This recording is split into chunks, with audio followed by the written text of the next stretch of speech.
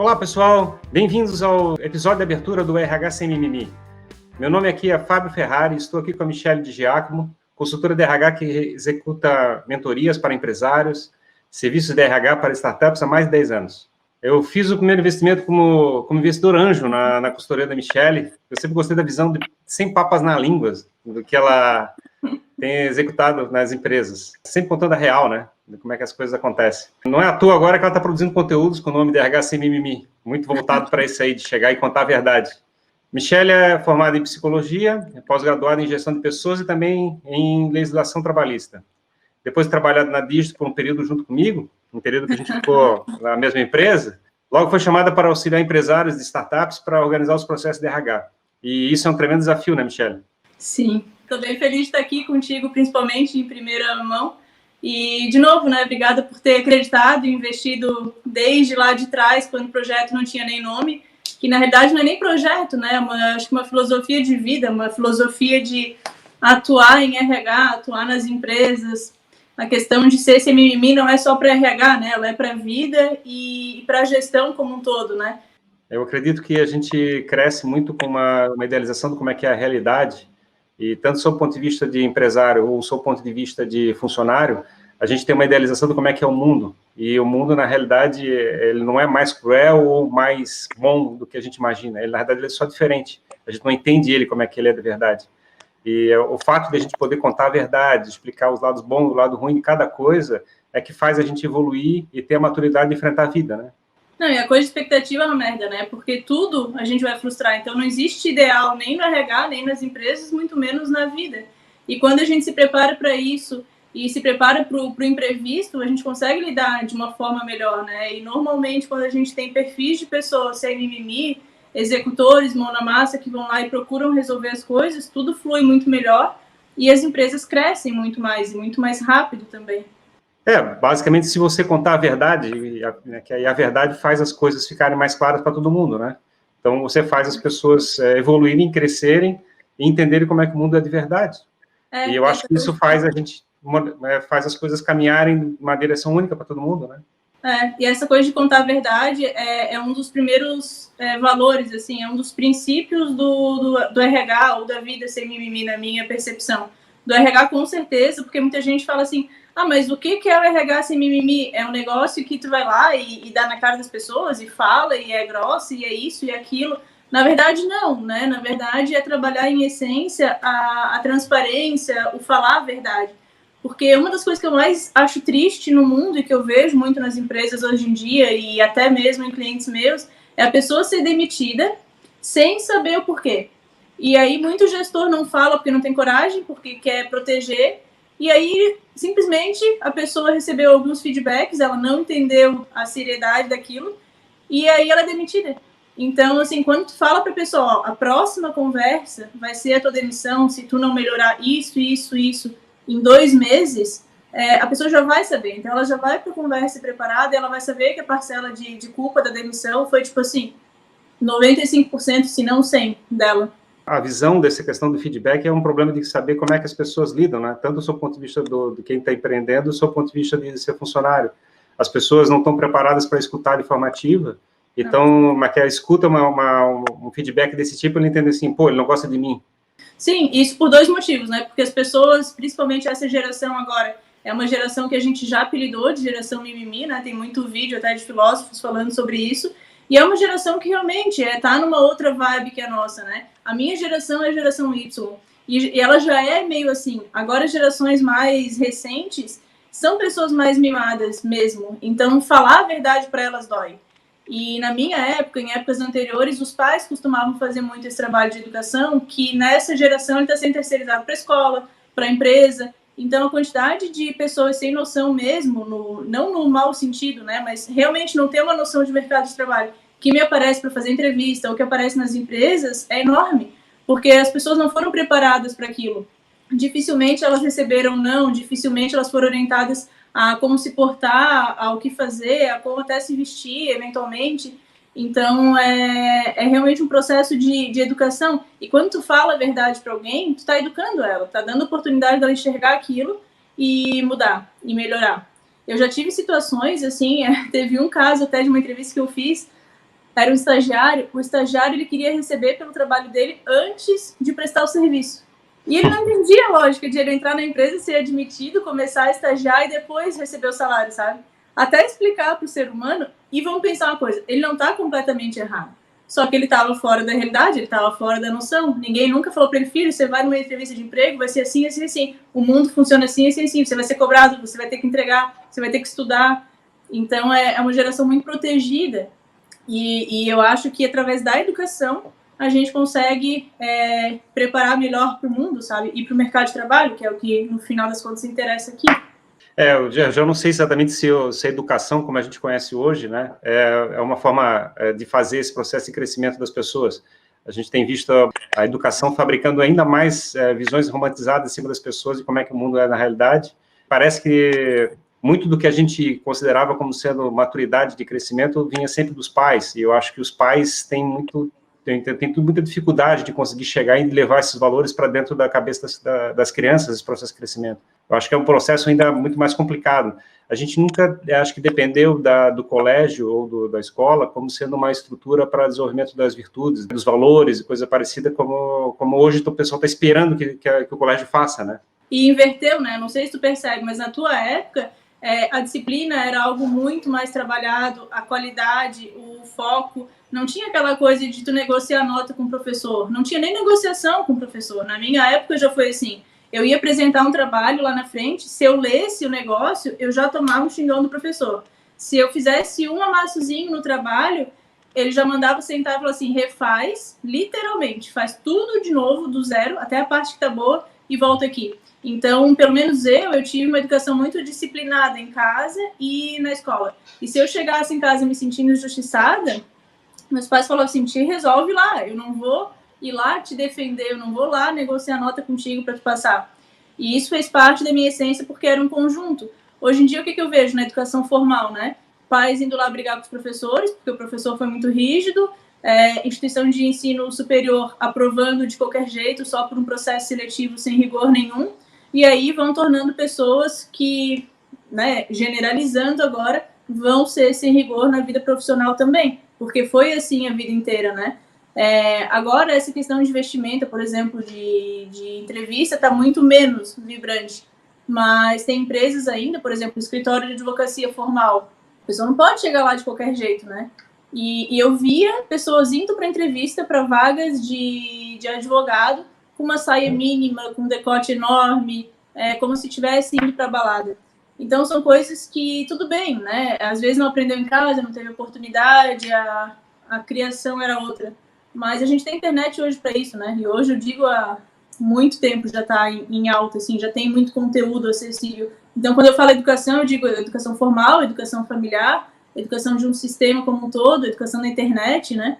Cada vez menos as pessoas estão se formando e essa formação está relacionada à produtividade ou à qualidade do trabalho. Tem muita gente autodidata hoje que consegue produzir pra caramba só vendo vídeo de YouTube, por exemplo. A gente cresceu, né, dentro da nossa geração, sem a internet, ainda com um modelo muito baseado no conceito do autoritarismo, né, da estrutura militar, né, o conceito militar de estrutura, de autoridade, quem está acima, quem está abaixo, e o poder transitava muito facilmente nessa direção. Hoje a gente está numa configuração de rede, onde as pessoas, na realidade, têm lideranças instantâneas, vamos dizer assim, ela chega e muda de acordo com a situação, de acordo com a qualificação e a posição, então fica muito mais fluido. Então, você não sabe exatamente quem é que pode mandar em ti ou pode não mandar em ti. Na realidade, o processo fica todo negocial dentro da estrutura organizacional. E a impressão que dá das pessoas é que, na realidade, não existe mais autoridade. Então, pode fazer tudo como bem achar melhor. E não, na realidade, construir uma estratégia de rede para construir um resultado melhor para todo mundo. Eu acho que o grande problema transacional, de mudança de generacional, é que essa percepção, essa estrutura da sociedade está mudando e a gente não tem os instrumentos para fazer isso funcionar de maneira melhor, né? E está mudando rápido, assim, tem vários exemplos agora falando isso que me vieram na cabeça, mas um deles é estagiário chegar numa empresa, querer trabalhar com atividade estratégica.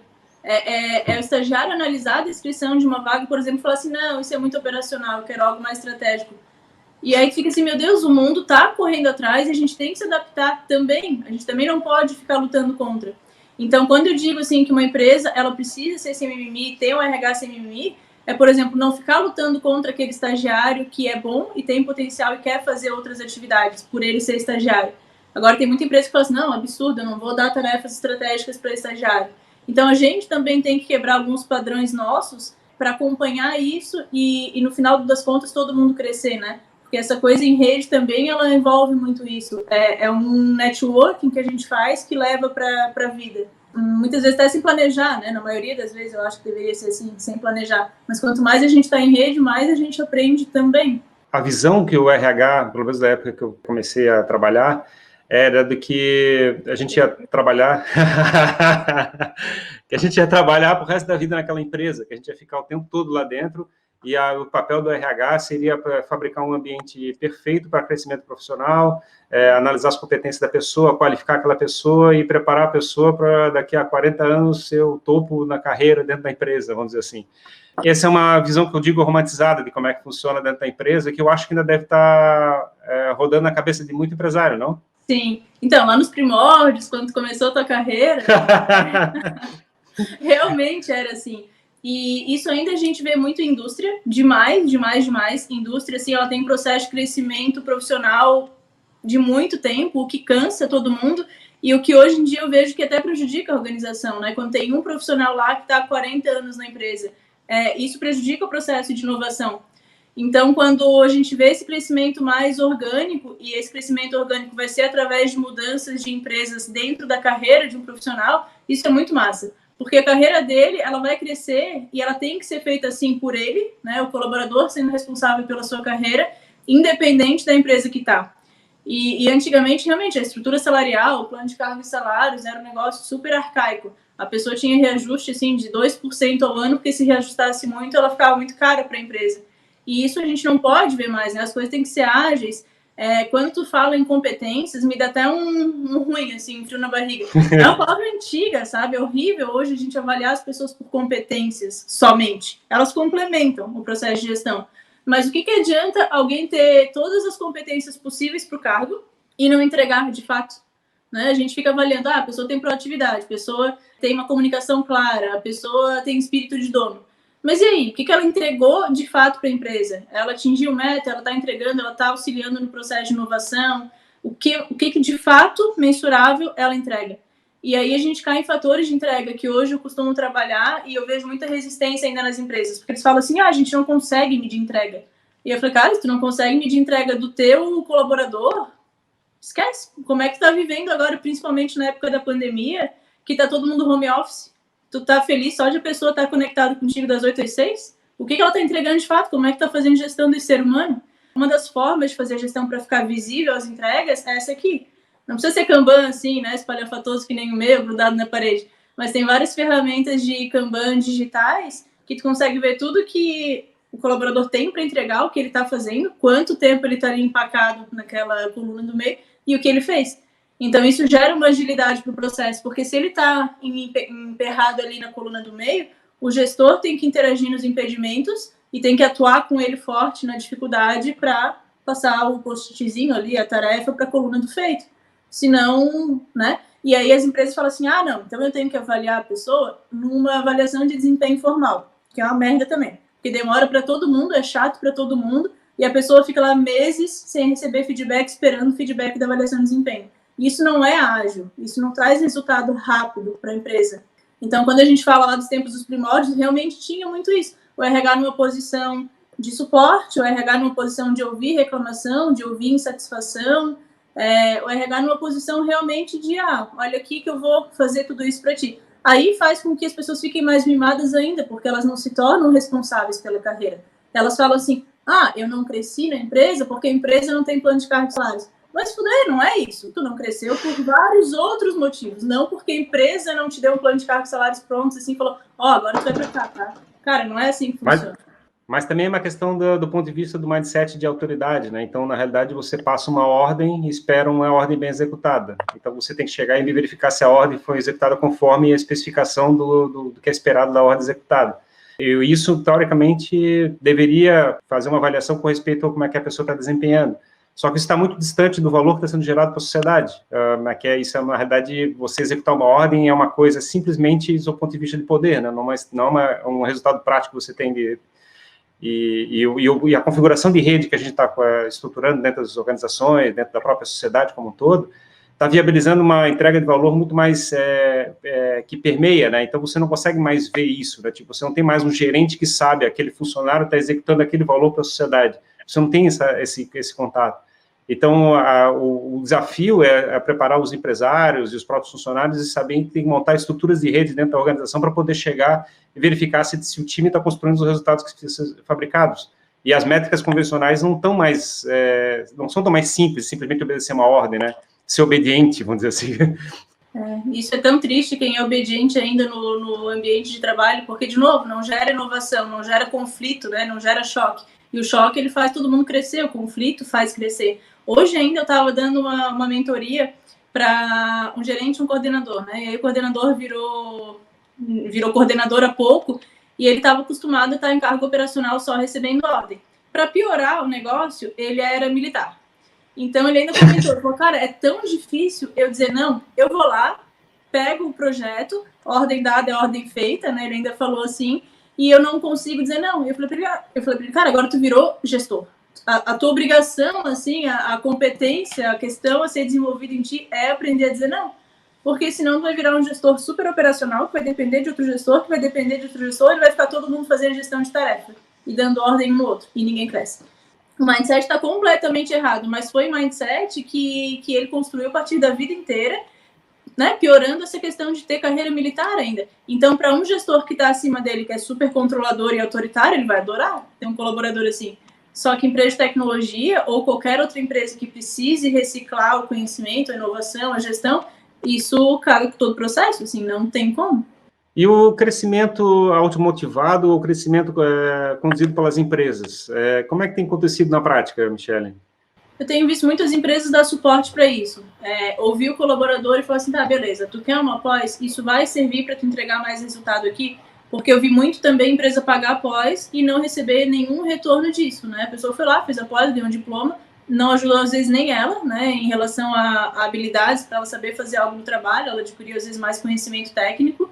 Embora pós, por algum ponto, seja muito bom também, porque tem toda a questão de networking, várias pós têm um formato de workshop, então tu coloca a mão na massa, né? Algo que a gente não faz tanto na graduação. E o papel da empresa nesse ponto é entender o que o colaborador quer, mostrar uma possibilidade de carreira para ele e o que ele precisa fazer para chegar lá. É como se a empresa fosse um mentor, sabe? Fosse realmente alguém que vá dar uma perspectiva de futuro sem prometer algo muito detalhado, porque também isso não quebra qualquer empresa em relação ao plano, né? Ah, se atingir isso, se tiver isso, se tiver isso, se tiver isso, se tiver isso, tu cresce para cá. E aí é tipo assim, cresce para cá 4%.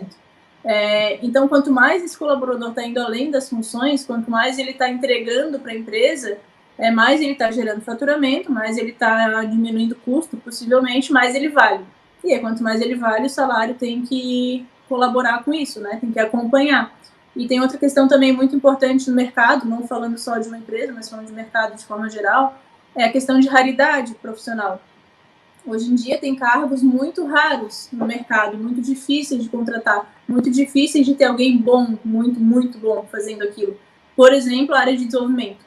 Hoje tem muito desenvolvedor por aí, mas quando a empresa vai aplicar um teste técnico, por exemplo, o código em si de desenvolvedor que está 10 anos no mercado, várias vezes é ruim. E aí eu recebo feedback da área técnica assim, pô, esse cara aqui está ganhando 10 conto numa empresa, ele está 5 anos de experiência, está no nível sênior, mas entrega um código ruim desse jeito. Então, o que isso vai gerar para a empresa? Retrabalho, né? No mínimo. E essas coisas são importantes de a gente olhar, e quando a gente fala RH sem mimimi, esse é o ponto, sabe? De o gestor de RH, de o parceiro de negócio da empresa ir lá, chamar o gestor, chamar o colaborador e alinhar isso, né? Ou chamar o candidato e dar um feedback, porque daí também a gente entrega valor para a sociedade, né? Quando a gente desenvolve alguém que simplesmente está participando do processo seletivo, isso é ótimo. Então, nessa questão de gerar valor para a sociedade, tem várias formas, né? Mas, resumindo, seria dê suporte para o seu colaborador, não faça por ele. A pior coisa é ajudar alguém que não quer ser ajudado. Isso acontece demais na empresa. A gente paga coisa que não precisaria pagar, a gente mima as pessoas, a gente dá feedback sem elas quererem ouvir, e a gente está fazendo por elas. Isso não funciona nunca, né? Em lugar nenhum. A proatividade do próprio funcionário buscar o crescimento dele, que é uma coisa que tu tens observado ou tem uma coisa que ainda está rara? Não, é bem raro, é bem raro, é bem raro. E é o tipo de profissional que chama atenção. Hoje, de novo, né, eu estava fazendo a mentoria com outro gestor e ele contando tudo que ele já tinha feito, assim, e eu tô na 5ª mentoria com ele, no processo de 10 que a gente fechou. Cara, ele tá assim, ó, voando. Mas por quê? Porque eu falo um negócio, ele já conecta com o outro, ele já busca informação na internet, ele já faz um bench, ele já pede mentoria para outra pessoa que conversou com ele, e tem tanta coisa acessível e gratuita. O próprio processo de mentoria, por si só, com um profissional mais experiente, com mais experiência de vida e de mercado, ele pode, e muita gente gosta que ele seja feito de forma gratuita. Então, olha a quantidade de coisa que tem ao redor, que o profissional precisa ter única e exclusivamente proatividade para conseguir, sabe, para ganhar. Cara, a gente não tá falando de competência nenhuma mais, a gente tá falando só de produtividade, que é ele se jogar e pedir ajuda. É basicamente isso que a gente vê na empresa. E aí tem muita pessoa que sai da empresa e fala assim, eu nunca recebi um feedback. E aí eu falo, tu pediu? Tu foi atrás do teu gestor? Não, eu não vou. É dever dele vir falar comigo. Com 580 coisas acontecendo ao redor dele, a pessoa não vai chamar o ser humano e falar assim, vem cá que agora eu vou te dar o feedback. É curioso que o processo de você crescimento, de você chegar a ajustar teu mindset, de aprender uma nova disciplina, uma nova matéria, um determinado assunto, uma nova técnica, está cada vez mais barato, né, do ponto de vista de achar informação. E está ficando cada vez mais difícil, na realidade, arranjar a motivação correta para fazer as coisas. Antes a gente chegava e fazia uma pós-graduação, aí gastava uma fortuna e ganhava um título e ganhava o status de ter carregado aquele título nas costas, né? Mostrado, tá aqui, vou botar na parede aqui meu título de pós e não sei o quê. E aquele ciclo de feedback, de crescimento, a gente não tem mais, assim. De certa forma, você chega e simplesmente faz o teu esforço pessoal, aprende determinada coisa e começa a gerar resultado para a sociedade. E, teoricamente, você não fazia uma exposição do ponto de vista curricular, né? Não exposição de resultado, vamos dizer assim. Tem um negócio que eu tenho abuso, é gestor com uma parede cheia de certificado. Gente, para mim, é como se ele tivesse que provar que ele é bom e que ele estudou, sabe? Aí alguém chega na sala, tem uma parede inteira, assim, com todos os cursos que ele fez na vida. Cara, precisa. Ter feito curso é uma coisa, agora ficar mostrando para todo mundo aquele monte de curso, ainda mais se isso está desalinhado com o perfil dele de entrega em relação à liderança, sabe? Isso para mim não faz o menor sentido, assim. É realmente tu fazer um monte de curso, não pelo certificado, não pelo nome, mas por ti mesmo, porque aquilo vai te gerar um crescimento. Mas é algo que a sociedade ainda está se adaptando, né? Tem várias empresas que têm um plano de cargos e salários que obriga o colaborador a ter formação superior. Tem vários tipos de certificações que elas são importantes para validar um conhecimento. Muitas empresas ainda usam isso, né? Por exemplo, eu sou consultora há 10 anos, já trabalho com RH há 15, e em algum momento eu me vi tendo que fazer pós, porque as pessoas falavam assim, tu não tem pós? Eu falei, cara, quer saber? Eu vou fazer essa merda uma vez. Aí eu fiz 3. Mas não é algo que eu fico assim, tem pós disso, tem pós daquilo, tem curso disso, tem curso daquilo. Eu não fico nessa, eu fico na coisa de, cara, vamos entregar, vamos trocar ideia, vamos mostrar o que um sabe, o que outro sabe, vamos aprender, sabe? Então quer dizer que o certificado do Duolingo de espanhol que eu tenho lá é melhor tirar do LinkedIn, então? Tô zoando, eu não botei nada lá. O LinkedIn, na verdade, ele até é para isso, né? Então, assim, o LinkedIn, alguém vai atrás da tua informação profissional. Então, quer jogar tudo lá? Joga. Agora, na tua sala, tu colocar certificado um monte na parede, o que... Sabe? Ai, não, preguiça. Tem uma outra história engraçada, eu me lembro da época que eu me formei em engenharia, né, e trabalhei na área de desenvolvimento da Digitro, e tem uma situação engraçada que eu resolvi fazer a pós-graduação em economia de empresas. Eu achei engraçado porque... A Digitro pagou? Não, a empresa descobriu que eu estava fazendo. Eu não falei nada, fiz tudo sozinho, e quando o pessoal descobriu, o pessoal ficou apavorado da empresa. Diz assim, o que esse cara está pensando? Por que ele está fazendo isso, né? Qual é a motivação? Ele vai ganhar mais? Então, aquele mindset de órgão público, né? Eu vou fazer uma pós-graduação porque vai impactar em 20% no meu salário. O mindset é outro, é de fazer uma coisa que tenha propósito, que tu goste, que tenha aquele tesão, ir lá estudar e trocar ideia, fazer networking, descobrir o que outras empresas estão fazendo. Isso é o massa.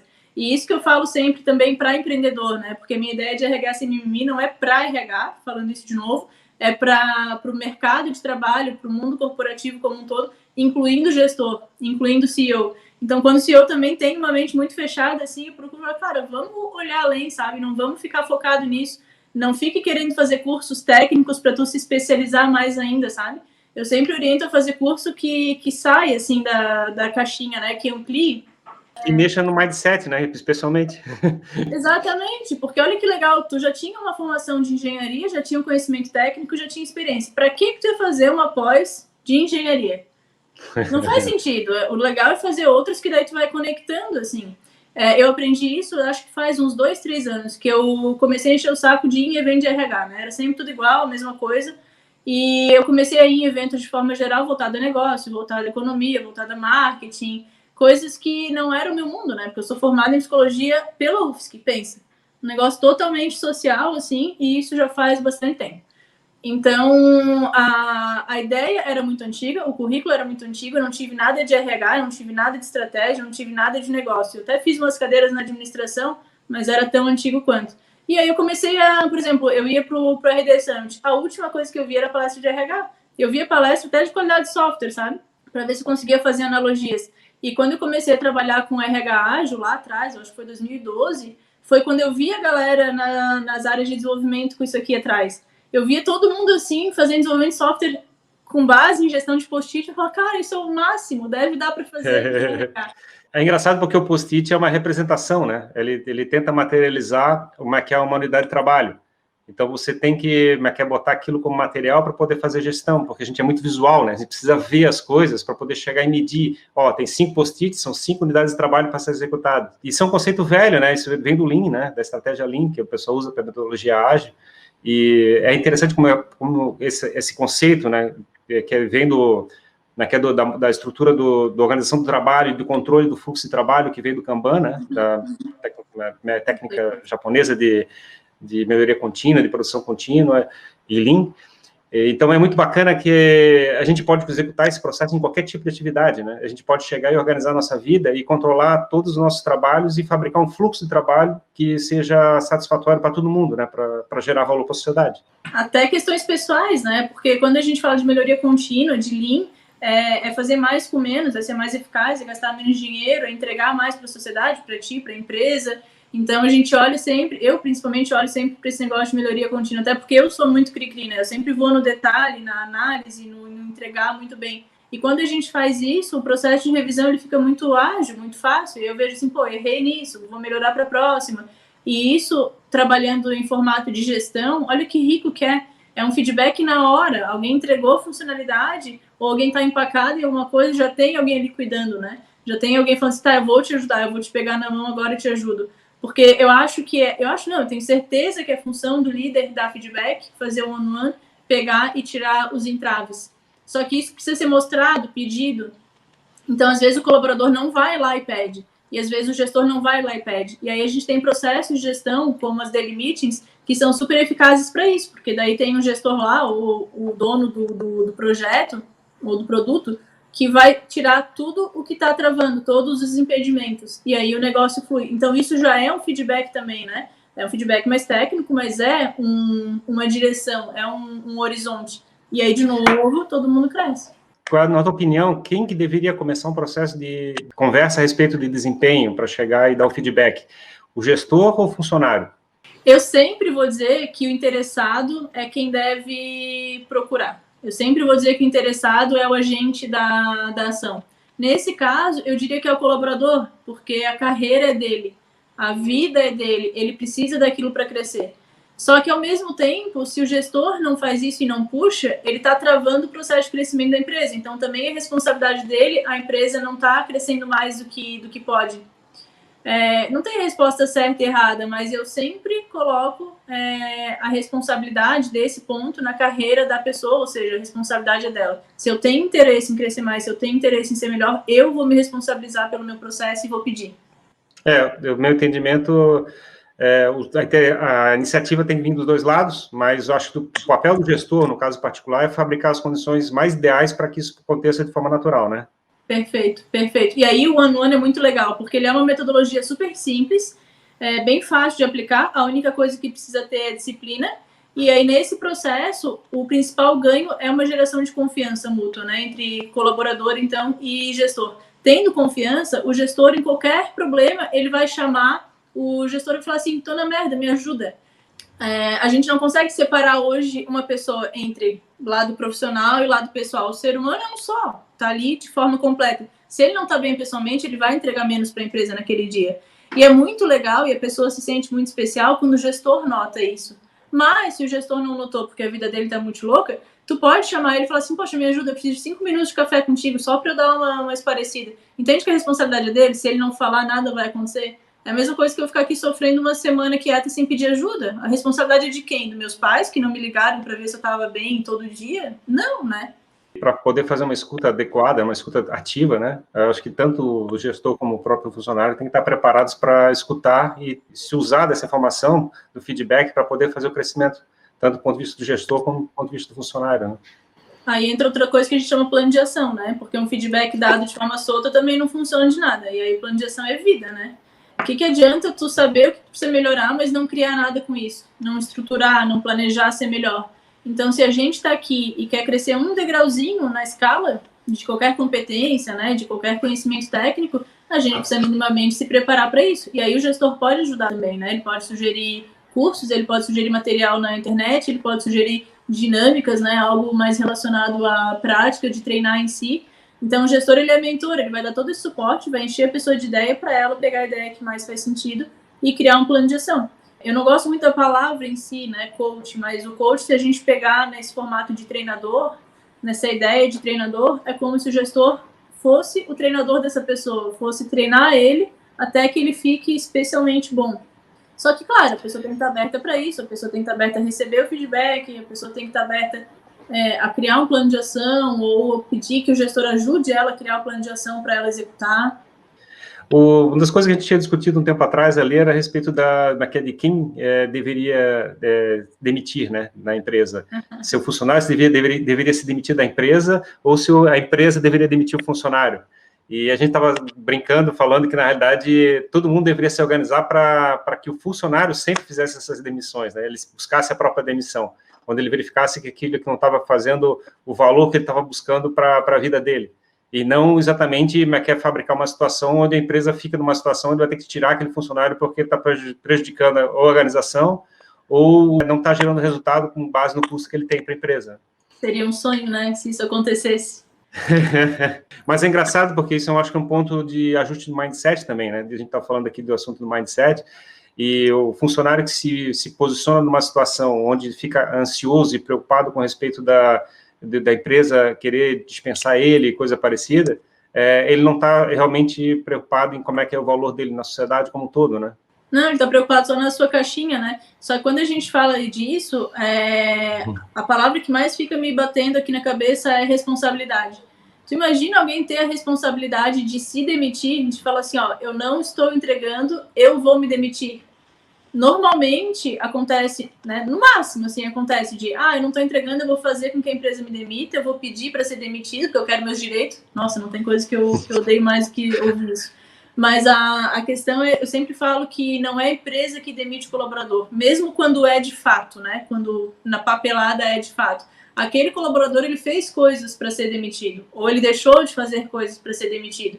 E quando isso acontece, não resta outra coisa para a empresa, a não ser dar feedback, tentar desenvolver, dar feedback de novo, até que uma hora cansa, até que uma hora ele precisa ser mandado embora, porque vai ser melhor para as duas partes. Ele na empresa está se travando e está travando o desenvolvimento da empresa. Então, em algum momento, né, alguém com uma consciência mais sã vai falar, não, deu, basta. E isso não é não acreditar nas pessoas, né? Isso é, de novo, fazer uma gestão sem mimimi, fazer uma gestão clara, que tu chame a pessoa e fale assim, olha, eu não te vejo mais contribuindo para cá. Como que tu pode contribuir mais ainda? Eu posso, como gestor, te ajudar? E aí, se couber, beleza, a gente tenta de novo, né? Eu não acho legal desistir das pessoas rápido, mas eu também não gosto de demorar em um processo que a pessoa não quer ver, que a pessoa não quer melhorar, porque daí não vai para frente. Então, se tivessem hoje profissionais que falassem assim, ó, eu realmente não estou entregando, eu estou pedindo demissão, e se responsabilizasse disso, mas, gente, é um processo que exige, assim, uma maturidade, uma coragem, né, um olhar para si, assim, uma consciência muito grande. Não vou dizer que eu nunca vi, já vi sim, mas é bem raro. E o ponto, acho, desse mindset é que você, na realidade, você está pensando na sua vida, né? Digamos, essa empresa talvez me levou até esse patamar. Para eu chegar e crescer na minha carreira em outra direção, eu vou ter que estar trabalhando em outro lugar. Então, na realidade, você tem que sempre pensar do seu ponto de vista de como é que você gera mais valor para a sociedade como um todo de novo, né? Que é através dessa empresa, através daquela outra empresa, como é que é os meus sonhos, meu objetivo de vida, aquilo que me dá satisfação está onde? Está aqui ou está lá? Eu preciso chegar e ir para lá? Eu tenho que mudar de cidade? Eu tenho que mudar de empresa? Eu tenho que mudar de vida? O que seja. Né? Tu fala bastante dessa ideia do colaborador pensar em gerar valor para a sociedade, né? Mas eu acho muito legal essa ideia. Eu não vejo em lugar nenhum, quase. Eu mal vejo as empresas querendo gerar valor para a sociedade. Tem muitas delas que são construídas basicamente em gerar dinheiro para si próprio. Eu acho que a maioria delas nem se liga da questão da razão social, né? De existir uma razão social daquilo, para que a empresa faz, qual é o seu propósito. Essa questão de propósito já existe há 300 mil anos. Tem aquele vídeo lá do Golden Circle. Cara, aquilo já tem quanto tempo? Do Simon Sinek falando de propósito, né? O que motiva uma empresa a existir. E isso tem que estar conectado com o que motiva um profissional a existir. Qual é o meu propósito de vida? O que eu vou contribuir para a sociedade para que o que eu estudei, o que eu fiz de formação, ou não, né? O que eu gosto de fazer simplesmente contribua para um mundo melhor. É muito raro, sim, é muito raro. A pessoa tem que estar no nível de consciência, de novo, né? Muito alto. Eu acho muito legal falar cada vez mais sobre isso, estimular, desenvolver, educar, mas realmente, assim, é triste a realidade que hoje eu nunca vi profissional nenhum falar assim, a minha contribuição para a sociedade é tal. Mas, assim, é uma coisa meio trivial, né? Você chegar assim, eu quero dinheiro para comprar um carro, para comprar uma casa e coisa parecida. Aí tu tens um carro e uma casa, e agora? Aí tu olha assim, tá, mas que valor eu estou gerando para a sociedade? Quer dizer assim, como é que eu estou satisfeito comigo mesmo? Quer dizer, se o objetivo era só acumular coisas, na realidade a gente está sempre trabalhando sob o objetivo de fabricar a nossa própria felicidade. E não tem uma outra fonte mais relevante de felicidade do que ajudar as outras pessoas, né? De chegar e fabricar uma sociedade melhor, fabricando as pessoas em volta de você, ter uma vida melhor, gerando valor, né? Construindo coisas, produtos, negócios. Mas que o padeiro está lá fazendo pão, né? Mas que ele chega e quer produzir um pão que seja bom e que a pessoa fique feliz de estar consumindo aquele pão, né? Mas que se o cara comprasse o pão e jogasse o pão no chão na hora e comprasse, o padeiro ia ficar brabo, porque ele está entendendo assim, aquele valor que ele está entregando não é para ser jogado no chão. Depende tanto, assim, vamos pegar o caso da Domino's. A Domino's lá atrás estava se fudendo para a qualidade das pizzas. Aí viu que não estava vendendo, que estava antigo, que estava perdendo mercado. O que eles fizeram? Fizeram um estudo lá gigante, viram que o segredo estava no molho de tomate, melhorar o molho de tomate e outras questões lá de experiência. Depois passou, aparentemente, né, para um mindset de que, cara, agora eu me preocupo com a qualidade do produto porque eu quero entregar alguma coisa diferente. E eles começaram a vender essa ideia. E aí começou realmente a dar mais retorno. Agora, eu vou te dizer que tem muito empresário que não quer saber de felicidade, nem dos colaboradores, nem a sua mesma, nem da empresa, que só quer dinheiro e que nem pensa nessa questão de felicidade. E não são raras as pessoas, tanto é que a psicologia clínica está aí para dizer, né, a quantidade de pessoas que está cada vez mais buscando ajuda, as pessoas não sabem onde elas estão, não sabem para onde elas querem ir, não conseguem medir a sua felicidade, não conseguem projetar uma felicidade. E isso vai influenciar de novo, né, no crescimento da empresa ou na falta de retorno para a sociedade. Porque eu concordo contigo, poxa, eu quero fazer algo que me dê felicidade, eu quero construir algo que eu consiga ajudar as outras pessoas. Eu, Michelle, ajudando as outras pessoas, eu fico muito feliz. Tu, Ferrari, também. Mas não é todo mundo que é assim. Tem gente que fica feliz em fuder com os outros, em puxar o tapete, né? Ou, tipo, usa o conceito da inveja, tipo, eu vejo aquela pessoa feliz, vou bater nele, tipo assim, tem que ficar tão triste como eu. Exato. A gente vê o que hoje nas redes sociais? Felicidade, felicidade, felicidade. Quando alguém coloca uma coisa triste, isso choca. Quando alguém compartilha uma dificuldade, isso choca. Mas olha que engraçado, ao mesmo tempo conecta. Então, a dificuldade, sim, a dor causa conexão. E isso é ótimo. Só que as empresas, as pessoas, os profissionais estão mais acostumados e estão numa zona de conforto de divulgar aparência, felicidade, conquistas. São raros os casos de empresários. Em startup está um pouco mais comum, está um pouco mais na moda. Mas são raros os casos de empresários que compartilharam, por exemplo, no LinkedIn, no Instagram, tudo que sofreu até chegar onde está, sabe? Muita gente coloca os títulos, coloca, eu ganhei GPTW aqui, eu tô ranqueado. Alguém contou quanto se arrombou para chegar lá? Quantas empresas faliram? Eu tenho um cliente, gente, eles tiveram 17 empresas, fora as pivotagens que eles fizeram em cada empresa, até chegar na empresa atual, que eles ranquearam GPTW logo de cara. Fizeram a pesquisa e já ranquearam. Então, quando eu estava conversando com eles, eu falei, gente, agora conta para as pessoas tudo que vocês passaram para chegar aqui. A vida não é só glamour e a gente aprende mais com os erros do que com os acertos. Sobre a questão das diretorias executivas terem medo, as diretorias em geral, né, terem medo de cuidar de gente, assim, a gente fala que a área de RH fica assim, tipo, lá cuida de gente, assim, e os diretores estão preocupados em chegar e fazer a tecnologia, em fazer as vendas. Tu faz esse trabalho de tentar chegar e puxar a orelha para ver assim, tu tens um grupo de pessoas para gerar valor na sociedade. É que é mais fácil, né, se preocupar com tecnologia do que com pessoas. A tecnologia não vai emperrar tanto quanto as pessoas, né? Mas é justamente isso que eu bato na tecla. A sociedade é feita de pessoas, a tecnologia só existe por causa das pessoas, a tua empresa só existe por causa das pessoas, os teus resultados só existem por causa das pessoas, mesmo que tu seja uma empresa que constrói robô. Então, se não tiver conexão entre as pessoas, isso fica pobre, isso não fica palpável. E quando um colaborador entra para uma empresa, ele avalia quem está na empresa, ele avalia quem está dirigindo a empresa. Ele hoje em dia está vendo, está pesquisando quem é que está no comando. E ele vai ver se ele admira ou não aquele empresário. E muitas vezes ele admira. E aí quando ele entra na empresa, ele fala assim, cara, o CEO passou do meu lado e não me deu nem oi. Então, assim, eu puxo a orelha demais nisso, sabe? Por coisas mínimas como essas, mas que acontecem muito. E por coisas piores ainda, como não dar feedback, como não dar uma perspectiva, como não comunicar algo, né? O que eu falei antes era sobre responsabilidade ou iniciativa, mas o gestor tem que dar feedback demais, assim. Tem cliente meu que simplesmente não conseguia conversar com as pessoas, e toda semana eu tava lá batendo, assim, batendo mesmo, né? Quase que chacoalhando. Falei, feliz? Se tu não der feedback para as pessoas, elas não vão saber como elas estão, elas vão enterrar o teu negócio. Então, tu não vai ganhar dinheiro. Então, dá feedback. Às vezes só falando assim, mas é importante demais que se entenda que as pessoas fazem a empresa.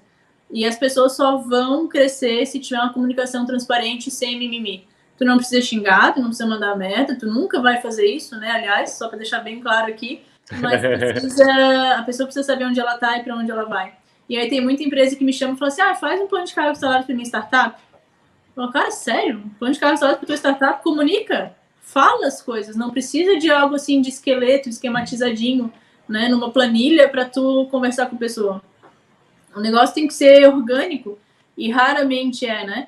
Então, tem empresas assim que realmente tem diretoria mais antiga, que contrata RH e quer que o RH resolva tudo, quer que o RH dê feedback, quer que o RH faça comunicação, quer que o RH dê advertência, e tem RH que ainda se submete a isso, mas eu já estou vendo muitos que não. Eu estou vendo muitos RHs agora como parceiros de negócio, eu estou vendo muitos RHs fazerem intervenção forte em empresa, eu estou vendo muitos RHs serem cada vez mais estratégicos. E aí, quando eu falo de estratégia, não é essa coisa que a gente já está acostumado, né? Tipo assim, departamento pessoal é diferente de gestão de pessoas. O departamento pessoal ele é estratégico também, porque ele envolve um ganho gigante para a empresa. Só que a gestão de pessoas ela precisa ser feita de forma estratégica, de forma orgânica, corresponsabilizando a empresa como um todo. Então, o gestor hoje, o diretor, ele é um RH, ele é um gestor de pessoas, ele tem que ser.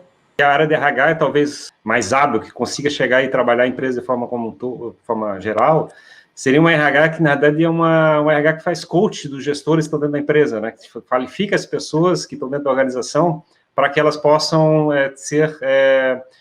cuide realmente das pessoas, não fique voltado exatamente para o processo de departamento pessoal que a gente está falando, fique voltado em chegar e dar broncas, ordens e coisas parecidas.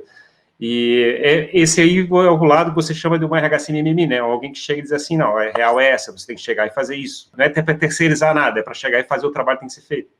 É um RH que vai se preocupar mais com as pessoas do que com o processo, sabe? Porque por mais que uma empresa não tenha processo de feedback, não tenha processo de avaliação, não tenha processo nenhum, ainda assim ela é feita de pessoas. Então, uma empresa sem processo, ela consegue fazer gestão de pessoas muito bem, se ela se comunicar. Então, eu vejo muito RH hoje em dia que não fala o que tem que ser falado para o gestor, para o CEO, que tem medo de falar, que tem medo de dar feedback para o CEO, Hoje eu estava fazendo uma conversa com um RH de uma outra empresa, era uma mentoria, e ela disse que chamou o CEO e falou assim, olha, me desculpa, mas eu tenho que te falar isso, e falou assim, ó, um monte de coisa. E ela falou, olha, desculpa, mas entre 100 pessoas eu sou uma que eu acho que te falaria isso tudo com verdade. E esse é o papel do RH, é melhorar todo mundo, inclusive o CEO. É fazer com que o CEO olhe cada vez mais para a sociedade, para as pessoas que estão ali, cada vez olhe mais para coisas que desmistifiquem, cada vez mais quebrem barreiras do tipo assim, mulher grávida tem que ser demitida depois, mulher grávida não vai produzir, tirar esses estereótipos, sabe? Eu tinha cliente há anos, né, que falava para eu não contratar gay, por exemplo. E isso existe. Agora, qual que é a função do RH nesse processo? Qual é a função social do RH nesse processo? Ela falou assim, cara, eu não vou aceitar isso.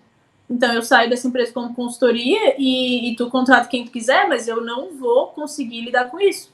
Então, é um processo de educação também para com o CEO, quem está no comando da empresa, né? A razão social também envolve isso, a responsabilidade social também é isso. Não é necessariamente tu criar um projeto lindo, maravilhoso, de responsabilidade social e dizer sim a esse tipo de ideia horrorosa de gestor.